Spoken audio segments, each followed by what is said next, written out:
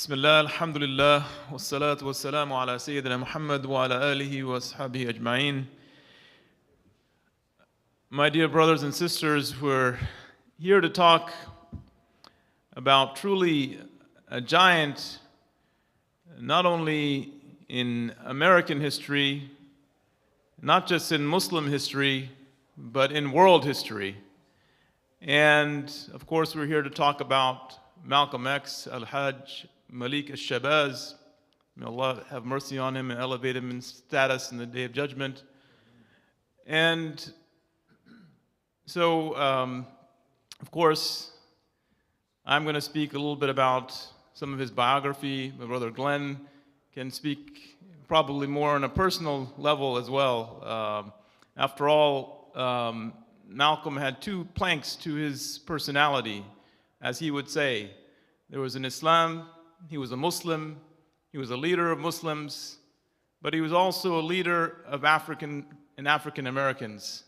And he took both of those jobs very seriously.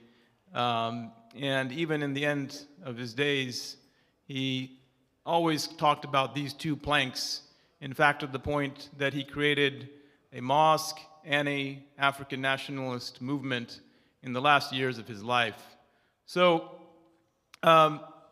I'm going to, inshallah, talk a little bit about his biography, sort of in a linear detail, also give some context about his life, and then we'll continue, Brother Glenn will continue after that.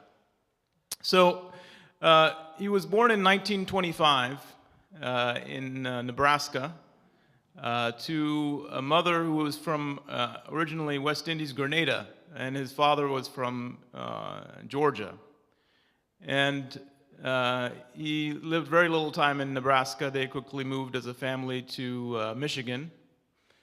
And of course, many of us, unfortunately, I'll say, Muslims of immigrant background or are new to this country or don't really pay attention to American history, don't really, sadly, they look at the African American community and they think, what's wrong with these people? Why are they committing these crimes? Why are they doing this or that? And they ignore the hundreds of years of oppression and slavery and terrorism and social and ideological terrorism that was perpetuated against the people. And that it led to certain social ills, not through a natural process, but through a deliberate process that was done against the people. And sadly, if you don't study history, you don't understand it. And if you look at Malcolm's life, you'll see the direct, impacts that this had on him. For example, he was in Michigan, in Lansing, Michigan, with his family as a child. And at that time, there was a movement called the Black Knights, which is a terrorist organization, white nationalist, which is an offshoot of another terrorist organization, the KKK. So in fact, it's the son of it's a more extreme form of an already extreme racist organization. And at one point, it had over 100,000 members, including the chief of police of Detroit. So to understand that this is not something that people, the African American people, experienced as a sort of a accident, but rather a system of terrorism that was perpetuated at the highest levels of government against the people. In fact, this organization, they burned his house down when he was 4 years old. So not like an indirect impact, they burned his house down. And by age 6, his father was walking home and he was run over by a car. And the family, probably rightly so, believed that it was the Black Knights that had run him over and killed his father. Interestingly enough, I don't know how much impact his parents had on him, but they were actually followers of Marcus Garvey. Marcus Garvey was a person from Jamaica, but he was leader of a nationalist movement of African nationalism. In fact, I think he was one of the first people who tried to get African Americans or Africans and globally to think of God as a black person or a black Jesus.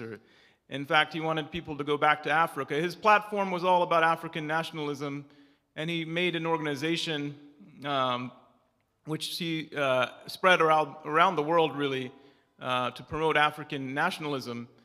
But Malcolm's parents were active members of that organization.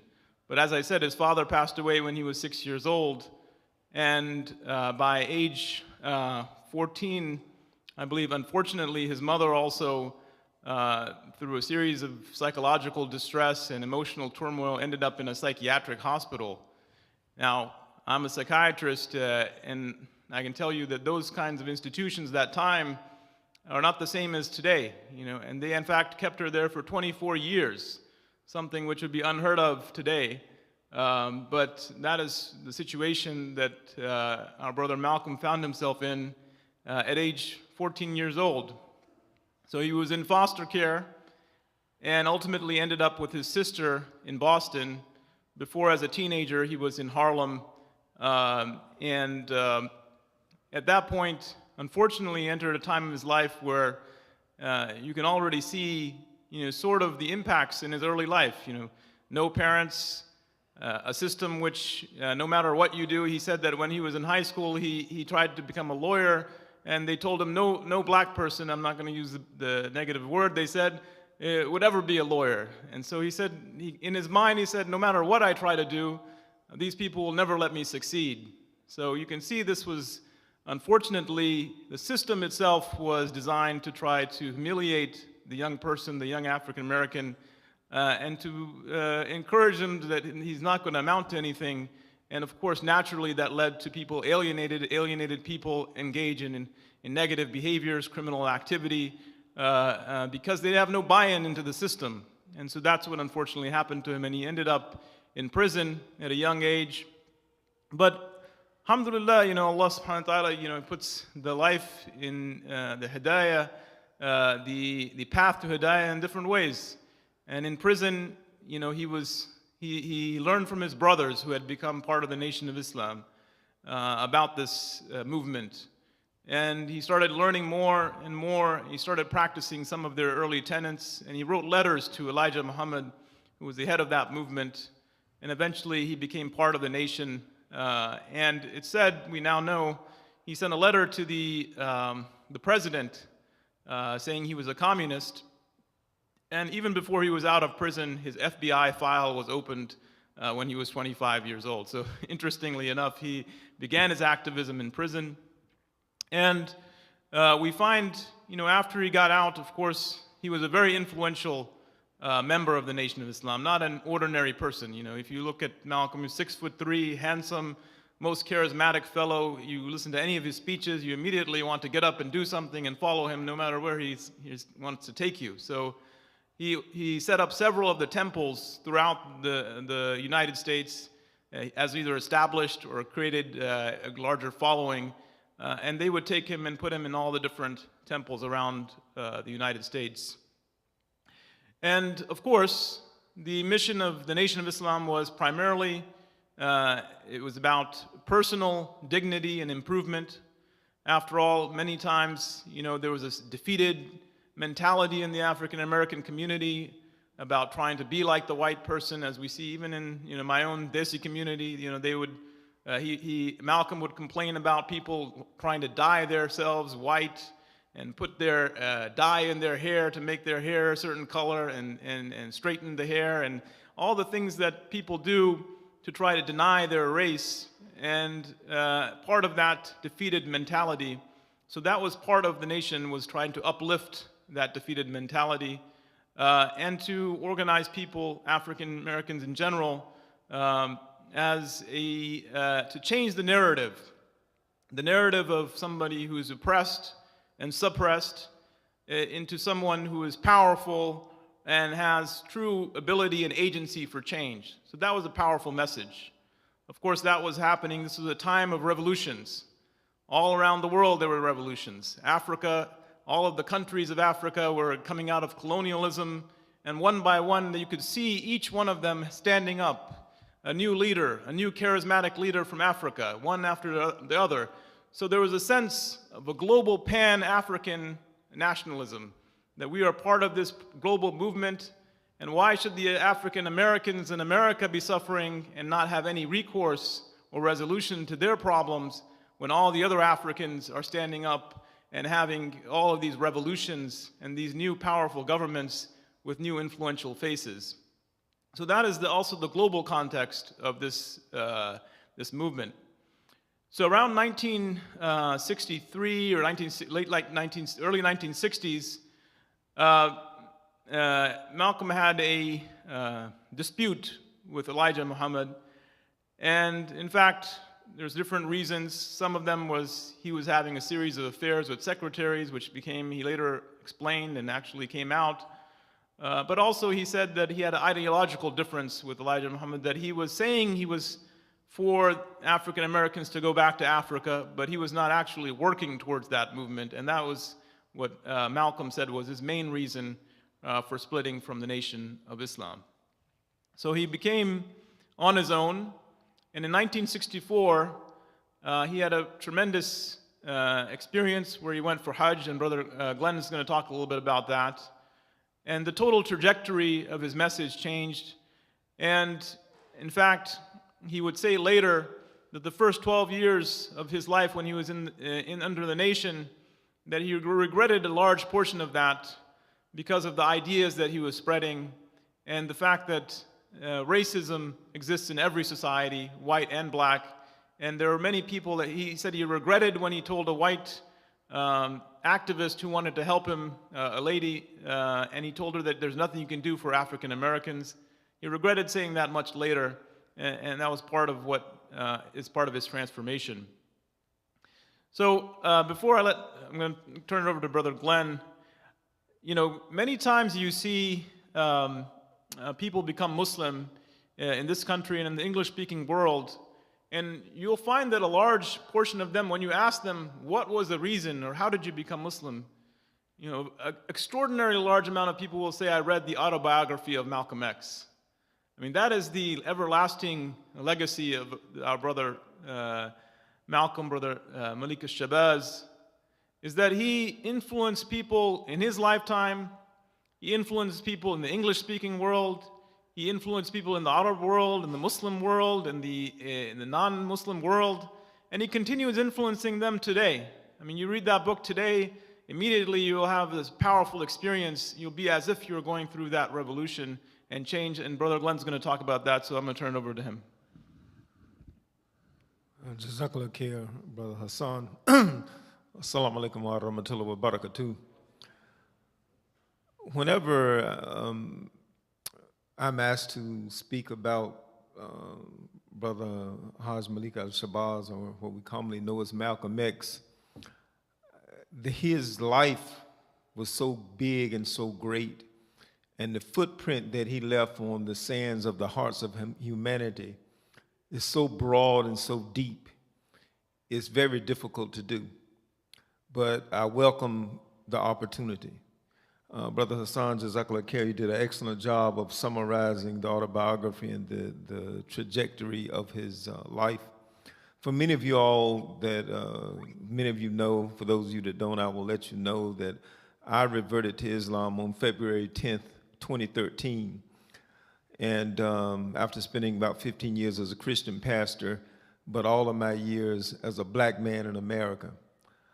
And one of the things that I share, some of the similarities, the racism, not quite the extreme violence that Brother Malcolm experienced.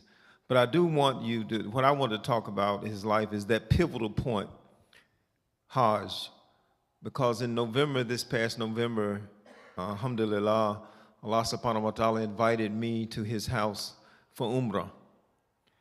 For those of you who have or have not been, for a black person in America, the Umrah experience is tremendous. And I want to talk about the metamorphosis of Brother Malcolm. Because Brother Malcolm, through his life, went through a series of metamorphoses, changes. He refused to allow the circumstances around him mold him and shape him and determine who he became. Because if that had been the case, he would have remained a juvenile delinquent and a prisoner and in and out of the criminal justice system. He did 6.5 years in prison. He would have stayed there, but he didn't. And even when he was in the Nation of Islam, he was a seeker of truth. He grew and evolved and transformed beyond that. And this is one of the beauties of Islam. Islam requires us to seek knowledge and to always seek to be a better slave of Allah subhanahu wa ta'ala this moment than we were last moment. We want to be closer to Allah after Isha than when we came in today. And you see this in his life. But the pilgrimage, his pilgrimage to Mecca really summarizes that. And he wrote a letter from Mecca. Because what you have to understand that here we have a man who everything he experienced in America had told him he was less than human. And America still does that. I was born in 1961. My mother used to wrap me up in a blanket and put me on the back of a truck and take me to the cotton fields when I was 3 years old. Stood on a soda crate and worked on the tobacco scaffold before I went to school. This was in the 60s in Enfield, North Carolina, in Halifax County. Had to walk across town, across a highway and across a railroad track to go to the school, and there was a school closer to me, but it was a graded school, which was code word for white.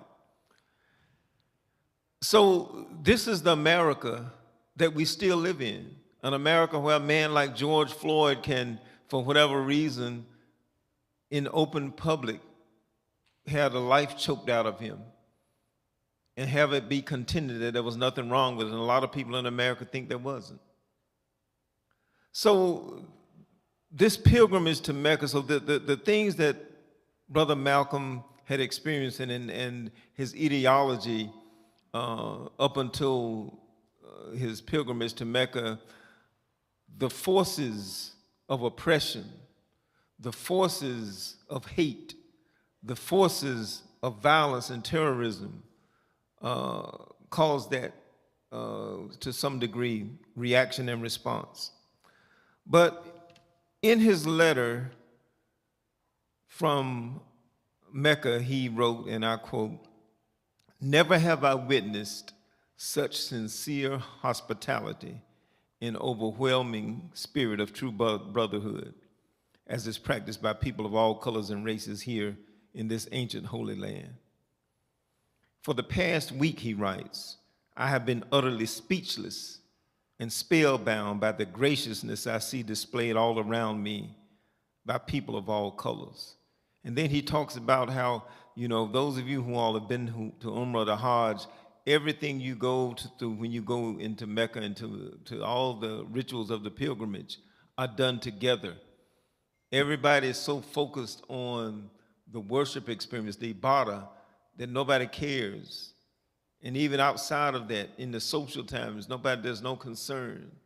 And I must tell you, my brothers and sisters, when we touched down in Cairo and went to change over planes, just changing the planes and getting off the plane, as a black man in America where I've always been the outsider or never been welcomed, even though I was born here, the whole atmosphere is different. We were walking and Imam Badawi had asked me, he said, have you ever, I told him, I said, feels good to be somewhere where I'm not the minority. And he told me, he said, Brother Glenn, have you ever been here before? I said, no, but I'm sure I got some DNA here. So I can understand, it really resonates with me more than the words on the page of the feeling. It's hard to describe. And then when we got to Medina, when you go into the crowds and you walk and you see the people's faces, the fellow Muslims, the expression on the face of welcome, of joy, of hospitality, you don't get it here as a black man in America. And so when Brother Malcolm writes these things, I can really identify with that.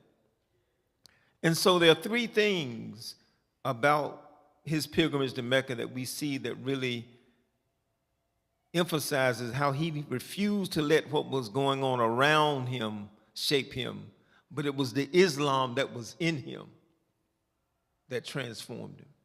And that's all of our choices. This is why he's such a powerful person, because he shows us that we don't have to let what's going on around us determine who we are.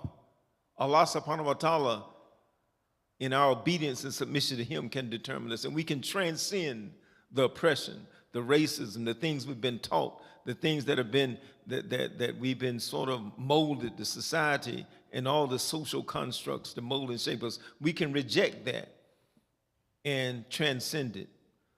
So there are three things that I see in his letter that he mentions. First of all, he talks about the people of Islam. He says there was an overwhelming spirit of true brotherhood, and he mentions that over and over again in this letter. The brotherhood, the graciousness, the hospitality, the eating and the drinking and the worshiping together. And when I was there for Umrah, that's the thing that struck me. Even before I got to Mecca, in Medina, the people, because the people are living in submission to Allah subhanahu wa ta'ala, so you see this Islam alive in the faces, in the treatment, in the hospitality of the people. And then he talks about the place, the holy city of Mecca. He writes, I made my 7 circuits around the Kaaba by a young man, by a young mutawaf named Muhammad. I drank water from the well of Zamzam. I ran 7 times back and forth between the hills of Mount al-Safa and Mar al-Mara. I have prayed in the ancient city of Mina, and I prayed on Mount Arafat. So the places you think back to all the thousands of years, all the way to Ibrahim alayhi salam and Ishmael, and all the people. And as a black person in America, you know, there's a lady, April Ryan, has written a book. I think the title of it is How Black Women Are Going to Save the World. And I like the title, so I ordered a copy of it, but I tell people, a black woman already saved the world one time. And whenever you go to Hajj or Umrah, we do a ritual that was instituted by an Egyptian woman, which we would call by culture black, Hajjah. The running back and forth between Mount al-Safa and al-Marwa. Our Hajj and our Umrah is not complete unless we do that. And she was Egyptian. And then by today's standards would be called black or African. So it's the place also that brings about the transformation, because everything in Mecca is centered around the Kaaba, which represents and reminds of our submission to Allah subhanahu wa ta'ala. We're not idolaters and worship the Kaaba, but it's our Qibla, and it reminds us of the unity we have in submission to Allah subhanahu wa ta'ala. So you got the people and you got the place. So the people in the place release the power of transformation. And this is what Brother Malcolm says. On that pilgrimage, he was forced to rearrange his thought patterns, toss aside his previous conclusions. And it wasn't too difficult for him because he was a believer and a seeker of truth. And this is what the pilgrimage and the Hajj and the Umrah experience is pivotal, because it changed. And it wasn't just because he was sitting there socializing or fellowshipping. It was the entire experience. And what it does, it emphasizes for us, it puts an exclamation point behind what we do when we come here for Salah, when we have Jummah, and then when you go for Umrah or Hajj, it's even more so emphasized. And it reminds us that the God, Allah subhanahu wa ta'ala, whom we have submitted to, is greater than any of the obstacles, anything that this dunya tries to do to us, that tries to hinder us or hold us back or do anything to us. That transformational experience, that metamorphosis, we see it in the life of Brother Malcolm. Everything he experienced, but he refused to be shaped and molded by those things. He was shaped and molded by the Quran and the Sunnah, the same Quran and Sunnah that we read and study. And if out of all the hardship and adversity he faced, it could do it for him. It can do it for us. This is why the West fears Islam, because Islam is the only ism that defeats all the isms of the West and the global capitalism, because it changes our motivation and the way we think and the way we do things, and that's a powerful dawah. I talk to people about that all the time. Your values change. When I go to my barber, and I was getting my hair cut one day, and I'll finish with this anecdote. And I told him, I said, I have to go get some change because I want to give you, I know I need to go get some more money because I need to give you a tip. And he said, oh no, you can just give me the whatever you have right there. It's like $2 or $3. I said, no, you don't understand. The tip I give you benefits me more than you. The upper hand more than the lower hand, because it benefits me in the hereafter, inshallah. But for you, from right here and now. And his eyes lit up. He was like, teach me, tell me more. Because our values change. It's not always trying to get the most. Everything is not transactional. I want to get the most out of you that I can for the least amount. You become a giver, charitable in your giving. And so this is, and I was listening to a lecture last night where Isha, our mother, the wife of the Prophet Muhammad sallallahu alaihi wasallam, had given away the last of her food one time, and then somebody brought her a goat right after it, and she said, you haven't believed until you trust Allah subhanahu wa ta'ala more than what you have in your hand. And this is what we aspire to do. So we pray that the transformation that we see, this metamorphosis that we see in the life of Brother Malcolm, becomes infectious, and that I remind myself and remind ourselves and one another that this transformational process, this metamorphosis, is what we are about as Muslims. That we want to be steadily increasing our taqwa, our closeness to Allah subhanahu wa ta'ala, being better brothers and sisters to one another, being better slaves of Allah subhanahu wa ta'ala. This is what we see in his life. This is the legacy he leaves us. This is the challenge that we have. That it's been over 60 years now since his assassination. And still a powerful impact on the lives of people. The question I ask myself, what am I doing that will have an impact 60 years after I'm gone? That's the question we can ask ourselves. What legacy are we going to have? Will people just know that we came and we left? Or are we going to do some things, whatever we can, to whomever we can, for the good and the benefit of humanity and for the glory of Allah subhanahu wa ta'ala? Assalamu alaikum wa rahmatullahi wa barakatuh.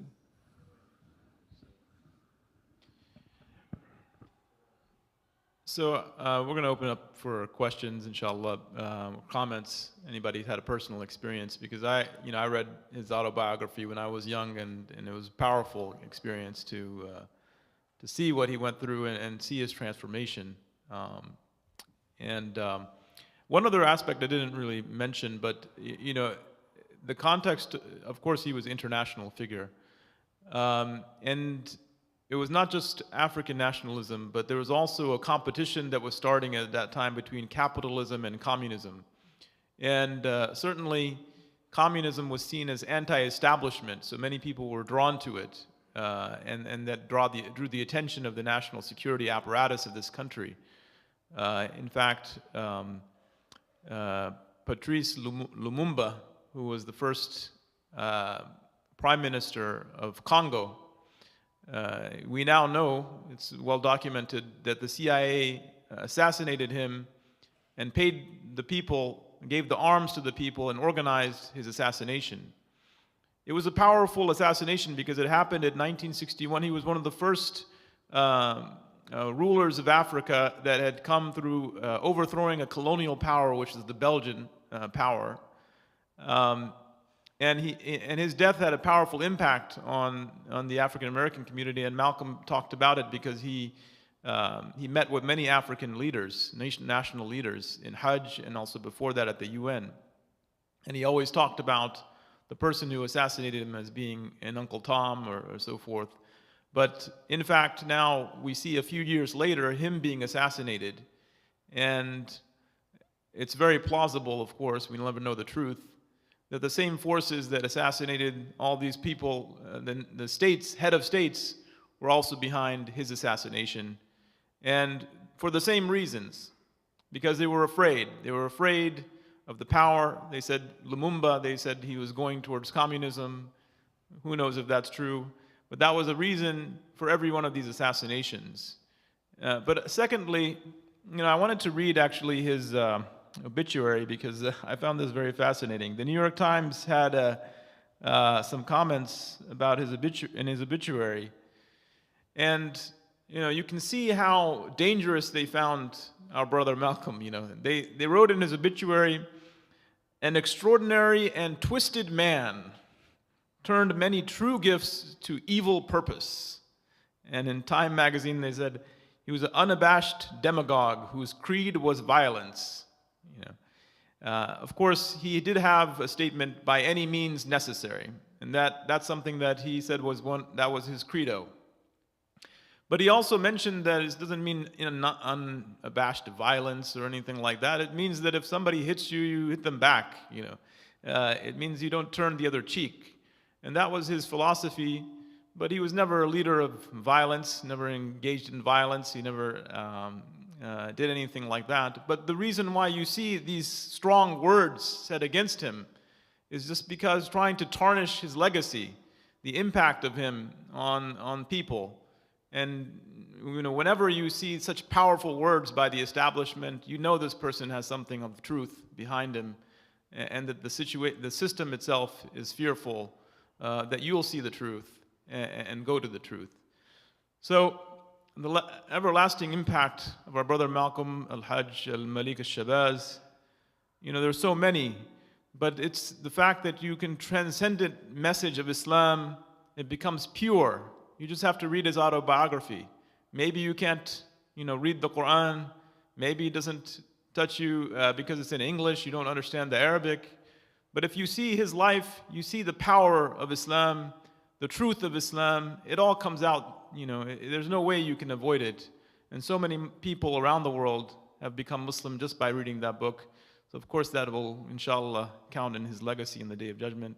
So we're going to open it for questions and comments, and anybody has a personal story, that's fine as well.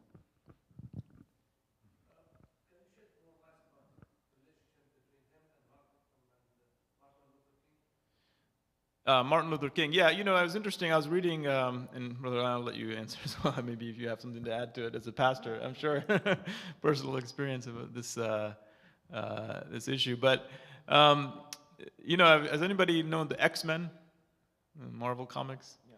So the creator of the X-Men, he said Magneto, he patterned him on Malcolm X, and the Professor X, oddly, he's patterned on Martin Luther King. So in some ways they were made as polar opposites, both fighting against oppression. But in one way you have a fellow who Malcolm considered to be naive, asking the system to change the system. On the other hand, if you asked Martin, he would probably say, Brother Malcolm, that this method is not going to achieve the results that you think it's going to achieve. So their methods were different, but ultimately their goal was the same. That they respected each other. They loved each other in their own way. I mean, you can tell that because they talked about each other affectionately. Although sometimes he would launch some jibes against. He said we can't say Uncle Tom, so I'll say my Uncle Martin. That's what he said one time against Martin Luther King Jr. But nonetheless, I think they both realized that if either one of them succeeds, then it's success for everyone, all the African American community. And in fact, Malcolm later on in life called civil rights is about human rights. And so he tried to internationalize this also, that not only will African Americans succeed if they lift oppression, but in fact humanity will succeed by elevating itself. So the relationship they had, they met just a few times. I think it was one time during the signing of the Civil Rights Bill in '64 and '63 in Washington, D.C. And Dr. King shook hands with Malcolm. And the Christians, some of the supporters of Dr. King were upset that he would shake hands with an adversary. And Dr. King's response was something to the effect, I'm a man for peace and unity and brotherhood. And they both saw that they were going toward the same goal, the same outcome, with different methods. And Brother Malcolm was quoted as saying that, look, if they want to portray, if they want to present this thing that people have a choice, you can either choose Brother Malcolm's way or the way that they associated with Martin Luther King, two different opposites. He said, but either way, if we're moving forward to making progress for our people, is positive.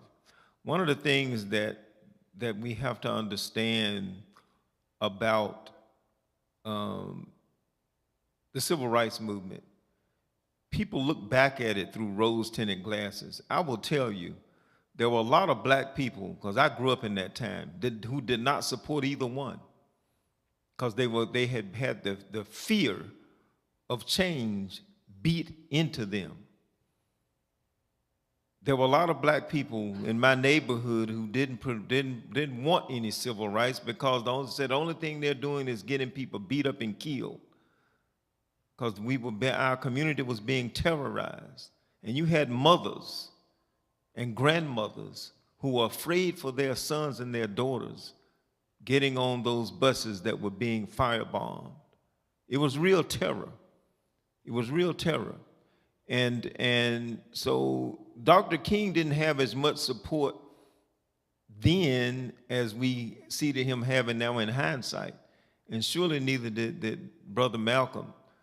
But the thing about it is that we have to understand that these two pivotal figures, the sad thing is history, what Malcolm was afraid of is what has happened to a great degree.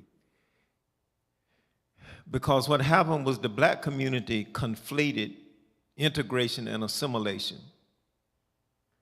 And the black community bought the lie that if we give up our identity and our heritage and our culture and who we are and just blend in enough, we'll be accepted. And that has not been the case. So some of the writings that say he was against integration, it wasn't against integration. He saw the danger of assimilation and not understanding the difference in the two. There's a study that comes out the first of the year every year by the Urban League called The State of Black America. You can read that report, and there are some statistics and some data in there that shows the black community in a lot of ways is worse off than it was 60 years ago. And if you don't believe that, see me, I'll take you a trip to some parts of eastern North Carolina, my hometown being one that is worse off now than it was. But we have to remember that the terror and the horror that was rained upon Black America, and so there was an artificial choice, this artificial dichotomy that we draw.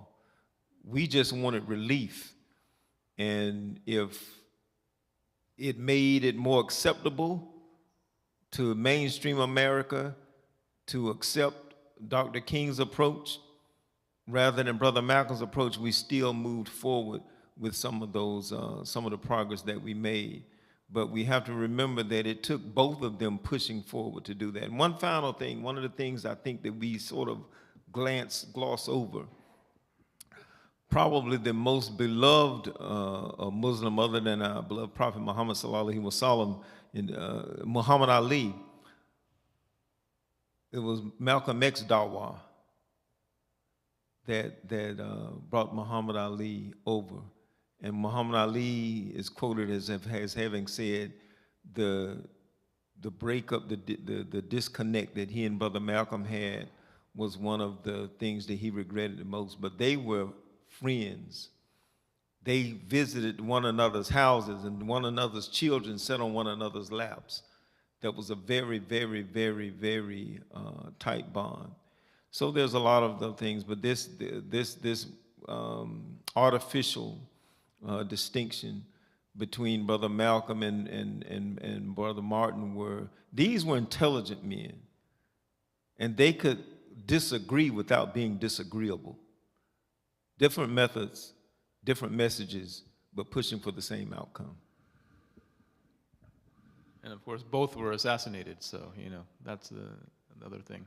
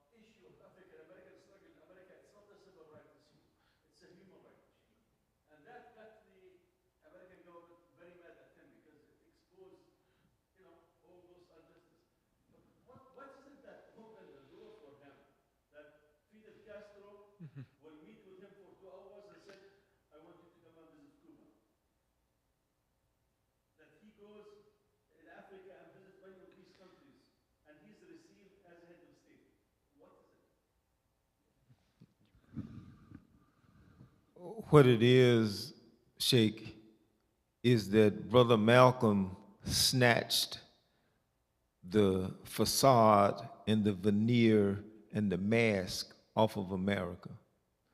You've heard me say to you privately, America is the land of deceit. And these other world leaders knew that. And what Brother Malcolm did is he just exposed America for what it was. One of the things that he said that really riled up a lot of people here is when John F. Kennedy was assassinated. And Brother Malcolm said, the chickens have come home to roost. And people would say, that's horrible. He has no compassion. But what he meant was this: this holiday we call Thanksgiving was not what is portrayed as. They were the European settlers shooting indigenous Americans for sport, killed them. There wasn't people sitting around a table eating together. They were out there doing some celebratory things, and the Indians, as we call them, came, the Native Americans came to see what was going on, and they killed them, annihilated them. Christopher Columbus down in the Caribbean, when he went there, and he thought he was in a place where there was a lot of gold, and if the people didn't harvest enough gold, he cut their hands off. When Brother Malcolm said, we didn't land on Plymouth Rock landed on us. Those kind of statements, the oppression that he boldly called America out on, resonated with these other world leaders because they were saying the same thing. Because what America was doing as a world power in colonizing and oppressing and pushing for oppression, just like in Cuba, you mentioned Cuba. The Americans wanted Cuba because they had a lot of hotels and interests and down there and resort interests, and it was making a lot of money. It was sort of like a Las Vegas of the south of Florida.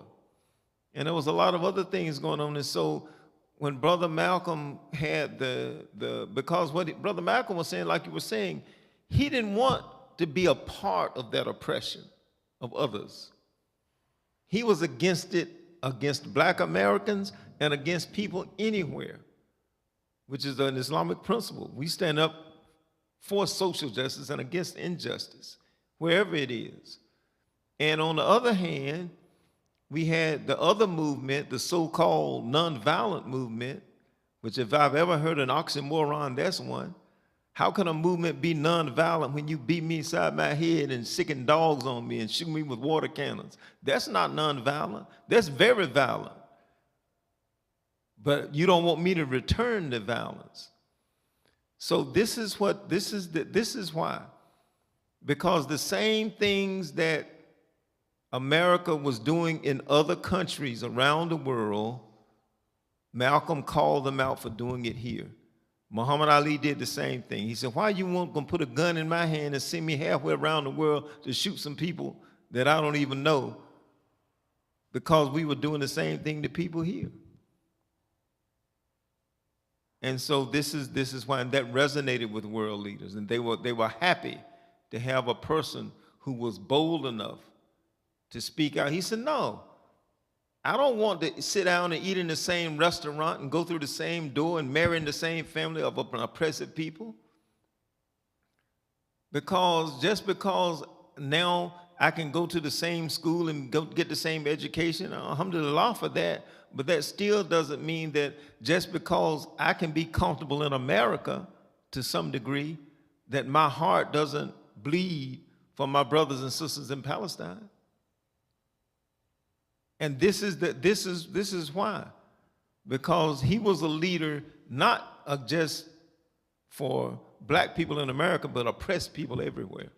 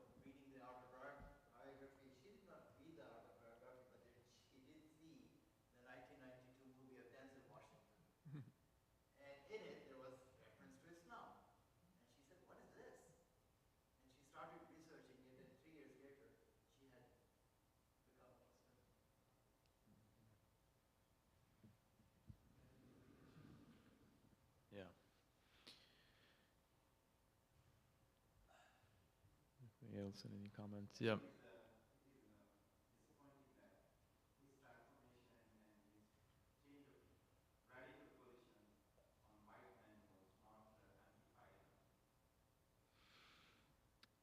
Yeah, unfortunately, that was in 1964, and the end of 1964, and by 1965 he was assassinated. So, he really didn't have time for Allah, didn't choose to give him more time to do that part of his mission. But I think, who knows what would happen? That's a counterfactual, but yeah, that was something he talked about. He said, 12 years of my life I was hypnotized, meaning by the Nation of Islam, and he kind of regretted some of those positions, and he spoke against them.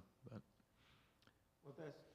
yeah, That's why it's incumbent upon us to have sessions like this to amplify it.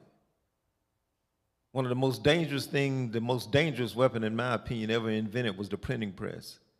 And also because whoever controls the media, Malcolm made a comment about that. If you're not careful, the media will have you hating the people you ought to love and loving the people you ought to hate, to that effect, to paraphrase it. And so we have to make sure that we control the narrative. He was a Muslim. He was one of us. So we don't let the world control the narrative. It's the same thing like, I was listening to a Sheikh Omar Suleiman about a lecture about our mother, Aisha, and whether, the people who are against Islam want to reduce her to a number about her age and taking it all out of context. We don't let that happen. We control the narrative. And that's what we as Muslims have to be more assertive, that we're not going to let you define for us who our heroes and who our people were, and even who the Prophet Muhammad sallallahu alaihi wasallam is.